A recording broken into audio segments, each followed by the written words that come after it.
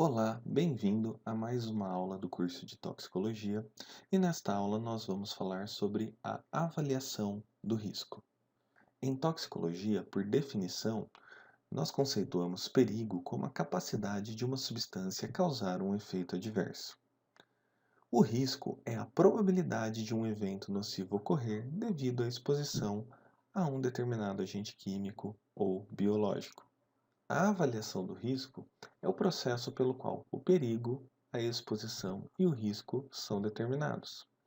O manejo do risco é o processo pelo qual são avaliadas as opções políticas e selecionadas as medidas regulatórias mais apropriadas com base nos resultados da avaliação do risco e nos interesses sociais, econômicos e políticos. Então, por definição, a avaliação do risco é a caracterização sistemática e científica de potenciais efeitos adversos para a saúde resultantes da exposição humana a agentes ou situações perigosas. E o objetivo geral da avaliação do risco é identificar, caracterizar e quantificar o risco envolvido na utilização dos agentes químicos.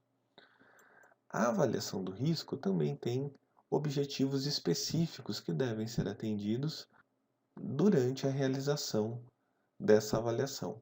O primeiro deles é auxiliar em um processo de tomada de decisão, no sentido de reduzir ao mínimo o risco que uma substância química possa exercer para a saúde do homem e para o meio ambiente. Como nós já dissemos anteriormente em aulas, toda substância química ela é provida de alguma toxicidade, de alguma capacidade de causar malefício à saúde humana ou ao ambiente.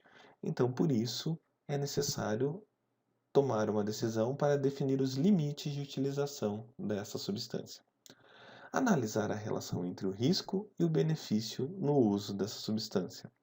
Estabelecer alvos e níveis de segurança para o uso das substâncias químicas. O subsídio das ações de vigilância em saúde para que as agências regulatórias e de controle possam normatizar o uso de todas as substâncias químicas. Para realizar uma avaliação do risco, então nós precisamos definir algumas etapas básicas, e são elas a identificação do perigo, a caracterização do perigo, a avaliação da exposição, a caracterização e manejo do risco. Então, a primeira etapa é aquela que nós chamamos de identificação do perigo. Na identificação do perigo, se investiga se o agente químico pode causar efeito adverso e estabelece-se a natureza dos efeitos presentes em uma determinada população ou em um determinado ecossistema. Para se realizar a identificação do perigo, é necessário que se realizem testes, estudos de várias formas para que então nós possamos determinar o quanto uma substância é perigosa. Os estudos são realizados de forma in vitro, em animais de experimentação, estudos clínicos e também são realizados estudos epidemiológicos. Os estudos in vitro apresentam como vantagens o custo reduzido. É muito mais barato realizar um estudo in vitro do que qualquer outro tipo de estudo. Geralmente, os resultados são rápidos, uma vez que os estudos são realizados, a análise do resultado pode ser feita rapidamente. Também permite avaliar mecanismos de toxicidade celular, né? Pois os estudos in vitro eles têm essa capacidade de mostrar as alterações celulares da exposição de uma determinada substância a aquele tipo de célula. Existe hoje grande diversidade e tipos de testes in vitro que podem ser realizados. Como desvantagens, nós temos que colocar as condições de exposição que geralmente não são reais. A quantidade de substância que é colocada para cada tecido analisado geralmente é muito alta e esse tecido ele não está, essas células não estão dentro de um organismo vivo, que podem estar sujeitas a outras substâncias químicas, fatores de crescimento, os hormônios e outras substâncias químicas que existem num indivíduo vivo. A extrapolação dos dados deste modo, ela pode gerar alguns tipos de incerteza e ausência de protocolos em alguns tipos de estudo. Nós não conseguimos fazer todos os tipos de estudos in vitro porque ainda não se pesquisou protocolos suficientes para todos os tipos de estudo. Já os estudos em animais apresentam vantagens que as condições de exposição são facilmente manipuladas. Então, nós podemos alterar condições de dieta, de temperatura ou mesmo de dose de forma muito fácil nos animais de experimentação. Existe a possibilidade de mensurar diversos tipos de resposta. Como nós vimos anteriormente na aula de tipos de testes toxicológicos, nós vimos que uma gama gigantesca de respostas podem ser obtidas através de estudos animais. É possível avaliar diversas características.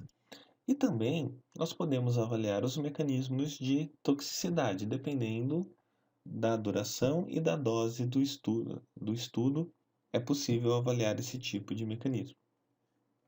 Quais são as desvantagens?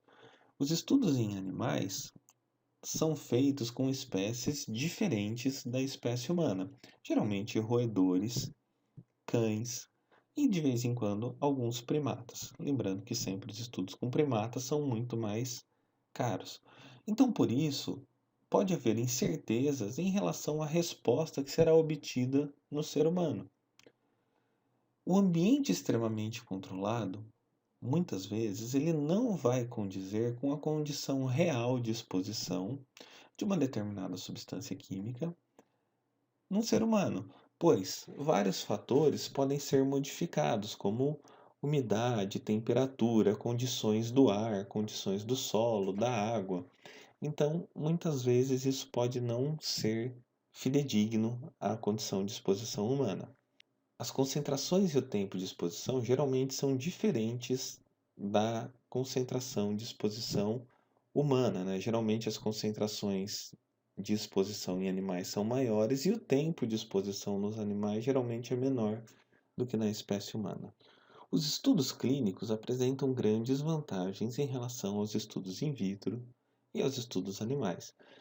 Por que que eles apresentam grandes vantagens? A primeira vantagem é que as condições de exposição são bem controladas. O indivíduo, né, que no caso é um ser humano, né, essa resposta então ela acontece em seres humanos, então já é uma grande vantagem também, né? O indivíduo ele está numa situação de monitoramento constante. Então, por isso, a gente tem boas condições de exposição. Os estudos, geralmente, né, são bem delineados, porque como nós estamos falando em exposição humana, os estudos têm que ser muito bem delineados.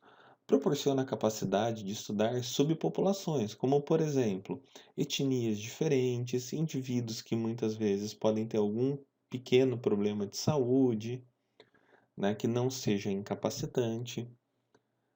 E proporciona também mensurar efeitos relativamente raros que muitas vezes não são encontrados nos estudos animais e nos estudos in vitro.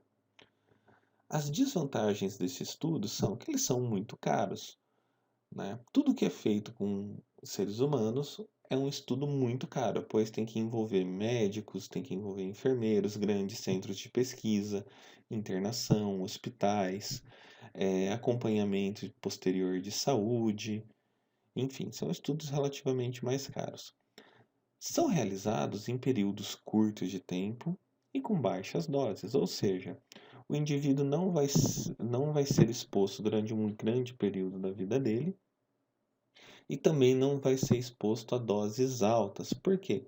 Não é ético você expor um indivíduo a uma substância que você não sabe exatamente qual a toxicidade dela em seres humanos a doses muito altas. O grupo de indivíduos testados geralmente é muito pequeno. Quanto maior o número amostral, mais caro o estudo fica. E geralmente os grupos mais suscetíveis, ou seja, aqueles que muitas vezes apresentam alguma comorbidade mais grave, ou aqueles que são mais expostos, eles não são utilizados devido ao risco. Como não sabemos ainda que tipo de resposta tóxica pode haver dessa substância, então esses grupos suscetíveis não devem ser utilizados. Os estudos epidemiológicos, eles apresentam grandes vantagens em relação aos outros tipos de estudo, né? Primeiramente, nós podemos dizer que em estudos epidemiológicos as condições de exposição são reais.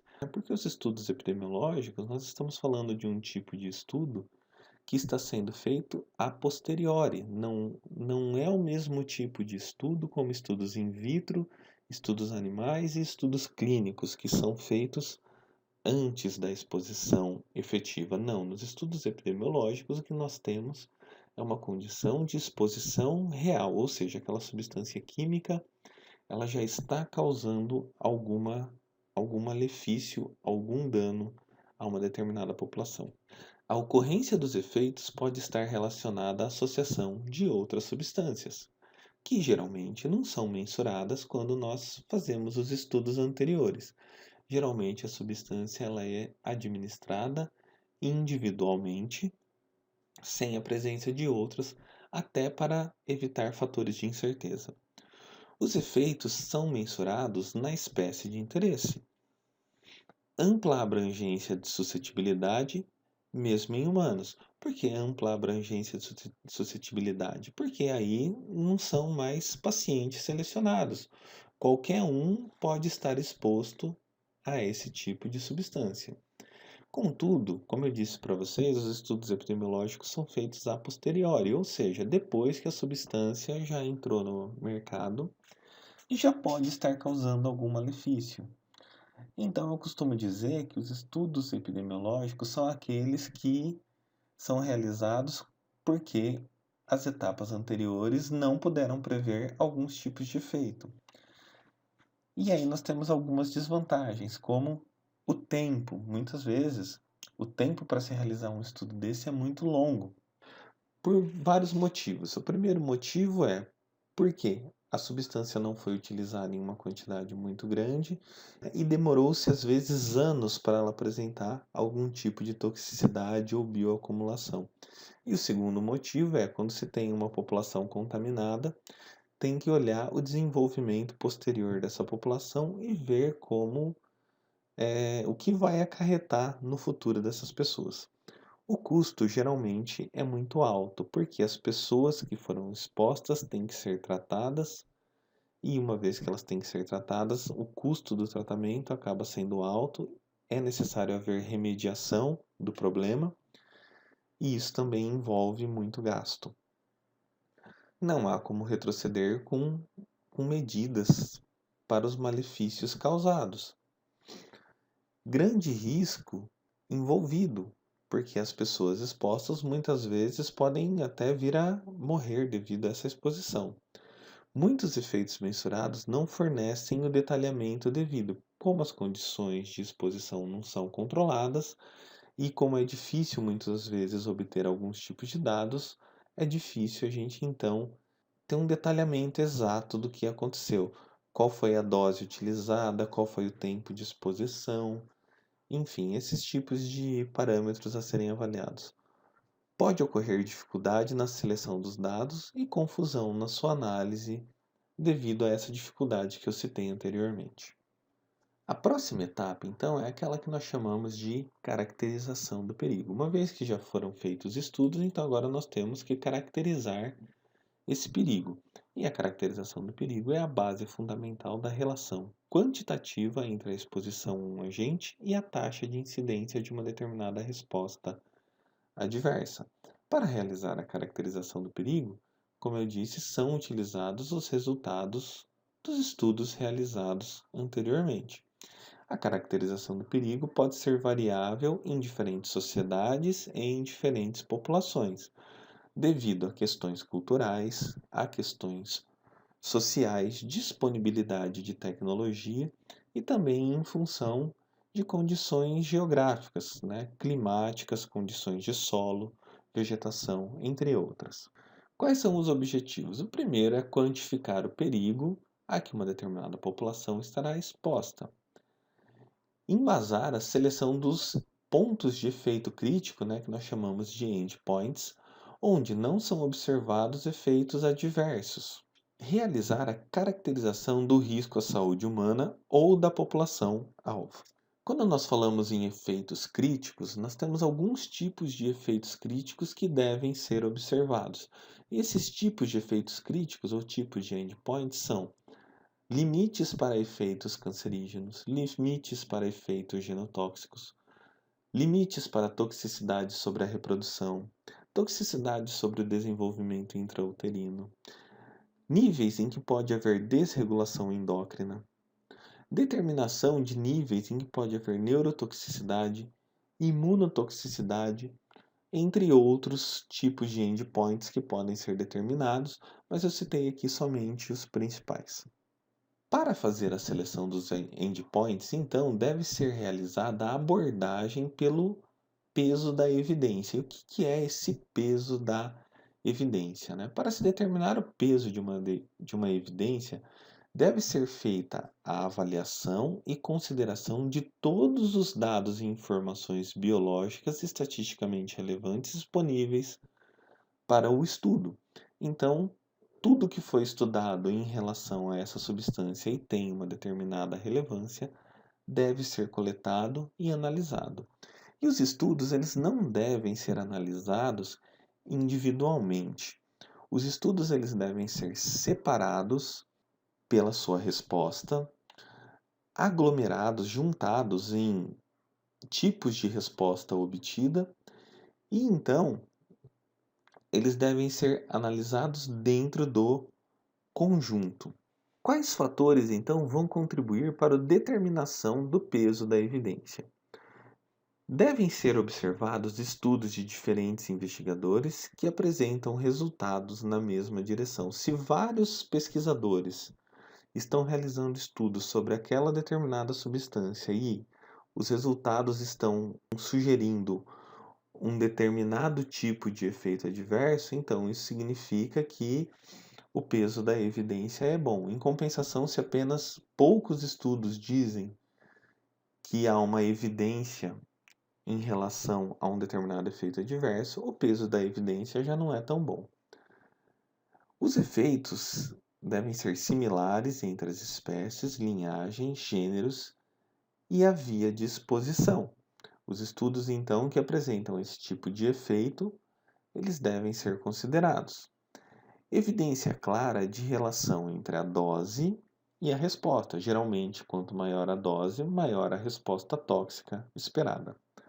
Relação entre dados do metabolismo, do modo de ação proposto e dos efeitos de relevância. Ou seja, se um determinado agente químico possui um determinado tipo de metabolismo no corpo e por isso foi sugerido um determinado modo de ação, os efeitos devem estar relacionados com essas duas ações. Se for algo muito diferente, provavelmente aquele estudo não tem um peso muito claro. Ou se vários estudos estão propondo mecanismos diferentes, metabolismo diferente e estão apresentando efeitos de relevância diferente, então pode ser que haja algum problema nessa análise. Toxicidade similar é exibida por compostos com semelhança química, ou seja, o composto apresenta uma determinada cadeia estrutural ou um determinado grupo funcional que apresenta um determinado efeito tóxico. Se houver essa similaridade, então isso aumenta o peso da evidência. Relação entre as substâncias e a evidência de efeito observada no ser humano.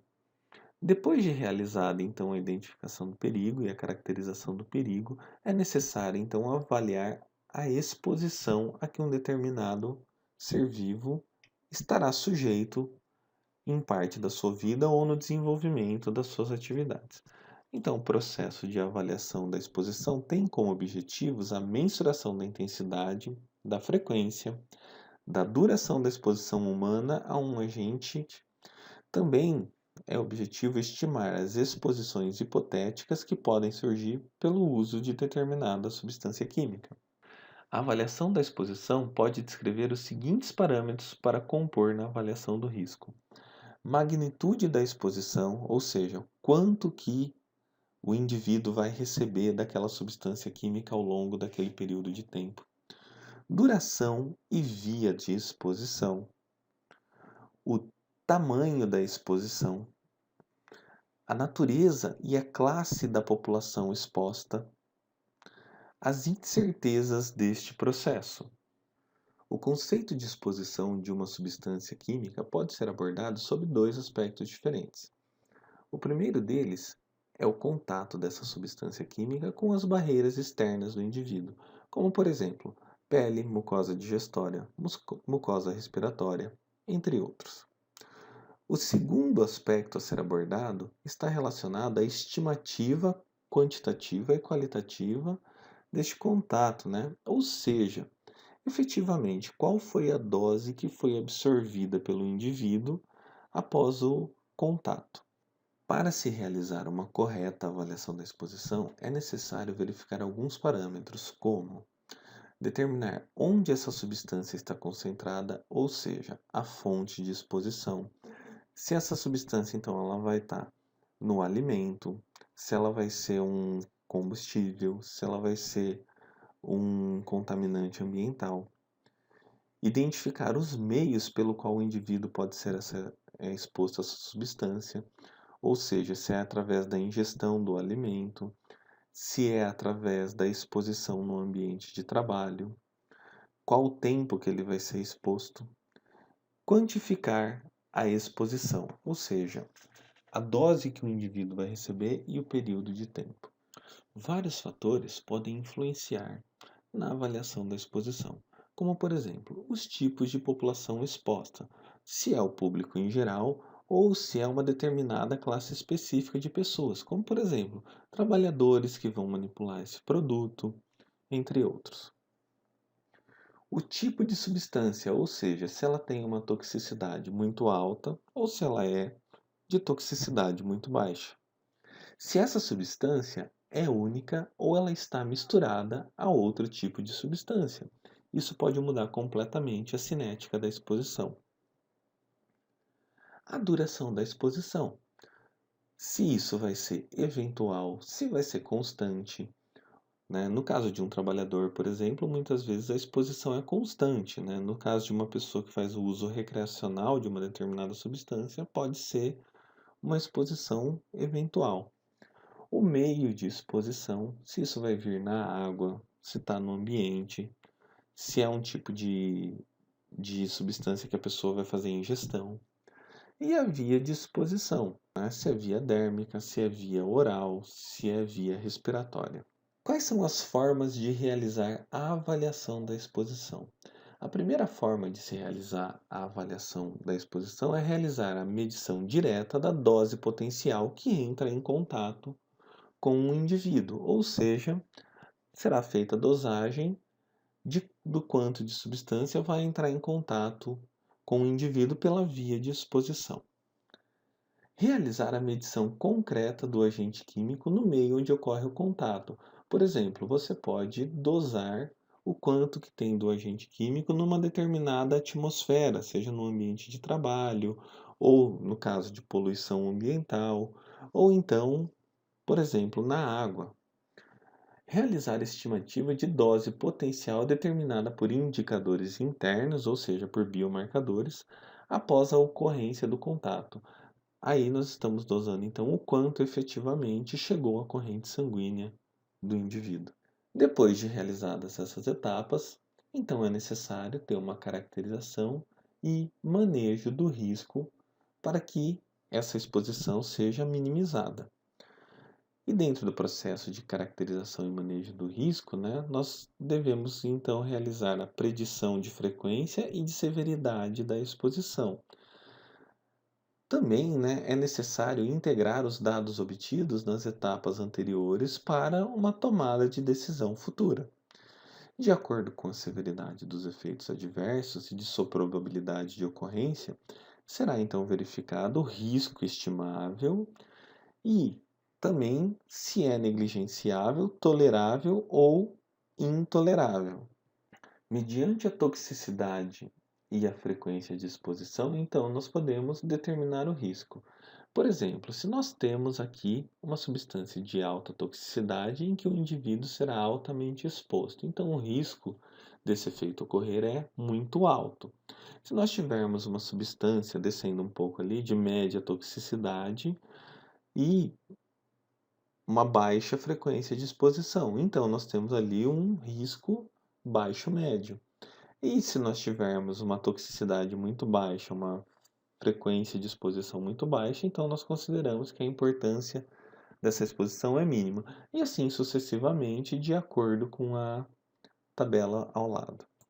Na caracterização e manejo do risco, vários aspectos podem ser avaliados dentro do processo de manejo do risco, como a importância social deste risco. Eu vou pegar como exemplo aqui os defensivos agrícolas. Existe uma importância social do uso de defensivos agrícolas? Sim, existe. Se não forem utilizados defensivos agrícolas, não haverá alimento para todo mundo e, se houver, o preço será muito alto. Então, existe uma importância social no uso desse tipo de substância. Por isso, então, eles têm que ser utilizados, não há como não utilizar. Só que, para realizar essa utilização, é necessária então a determinação do risco mínimo ou aceitável para a saúde humana. Se houver alternativas, então deve-se buscar essas alternativas para a redução do risco e diminuição, assim, então, dos efeitos adversos. Deve haver também austeridade da redução do risco e das medidas mitigadoras. Estudo dos fatores econômicos envolvidos, se há possibilidade de se fazer isso de forma diferente e também de forma mais barata. E, claro, mais segura à espécie humana e ao meio ambiente. Prioridades de preocupações em ações em casos de acidentes e toxicidade. Necessidade de criar-se ferramentas legais para padronizar a utilização dessas substâncias e realizar a análise de percepção de risco que uma determinada população tem em função da utilização dessa substância. Vários fatores podem influenciar no manejo do risco, como considerações legais, as normas legais influenciam no uso, políticas públicas para a utilização ou não de determinada substância, por exemplo, no caso de defensivos agrícolas, uma política pública que subsidiasse a agricultura orgânica poderia então diminuir a exposição. Fatores sociais envolvidos, não há, por exemplo, como diminuir o uso dos defensivos se não houver como mitigar a fome. E como nós sabemos que existem muitas pessoas com fome no nosso país e no mundo, então esses fatores sociais também pesam para a utilização desse tipo de produto. Disponibilidade tecnológica. Muitas vezes uma norma é elaborada e essa norma ela coloca um grau de exposição onde o país ele não tem a disponibilidade tecnológica para analisar se aquilo é adequado. Eu vou pegar como exemplo aqui uma determinada substância X em que pode ser tolerada a dose de 5 miligramas por litro de sangue.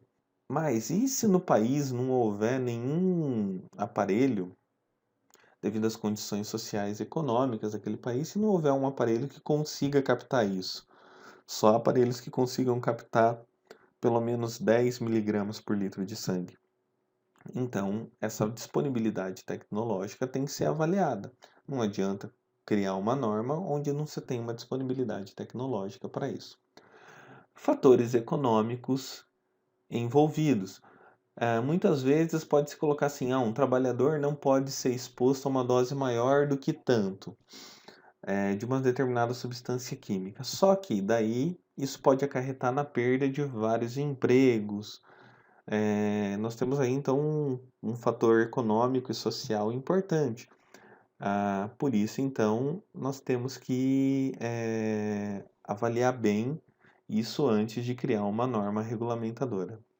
Para se minimizar o problema relacionado à toxicidade das substâncias químicas, foi criado então o Sistema Harmonizado Global de Rotulagem das Substâncias Químicas.